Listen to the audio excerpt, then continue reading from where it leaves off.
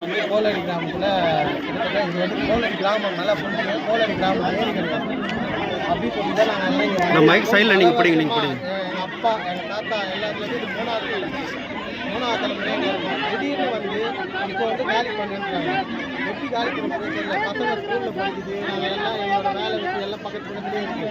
திடீர்னு எங்களை எடுத்துகிட்டு போய் வேறு இடத்துல போடுறது இந்த மாதிரி அந்த முயற்சியே வேண்டாம். இங்கேருந்து நாங்கள் போகவே மாட்டோம். ஒரு ஊருக்கு போனோம்னா இப்போ வந்து சேர்மன் வந்துருக்காங்க. இன்னும் எத்தனை ஊருக்கு போனால் இது அரசாங்கம் அவங்களாம் வந்து ஸ்டாப் பண்ணுவாங்கன்னு தெரியல. ஆனால் எங்கள் போராட்டம் கடைசி நடக்கும். எனக்கு வந்து சில கேள்விகள்லாம் இருக்குது. ஏரின்றாங்க. இங்கே நலம்பூரில் வந்து பார்த்தீங்கன்னா லேக் ஏரியான்னு சொல்லி போட்டு கவர்மெண்ட் விற்குது. அப்போ கவர்மெண்ட்டே போட்டு விற்றா அதுக்கு வந்து நீங்கள் அப்ரூவ் கொடுக்குறீங்க.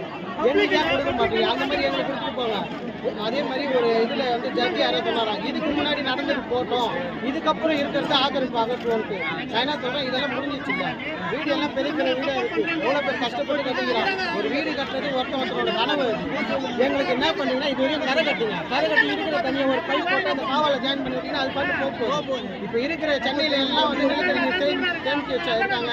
இல்லை, எல்லா தண்ணியும் காவலை விட்டு மீது வச்சா போகுது. தயவு செய்து இதுக்கு வந்து நாசர் சாரு, ஜெயம் சாரு, இல்லை ஆப்போசிட்டில் இருக்கிற எடப்பாடி சாரு, இல்லை மோடி ஐயா, யார் வேணாலும் உள்ள வாங்க. எங்களுக்கு ஒரு நல்ல தீர்வை சொல்லுங்கள். இல்லைன்னா இந்த போராட்டம் கடைசி வரை எங்கள் உயிர் மூச்சு கடைசியாக இருக்கிற வரை போராடுவோம்.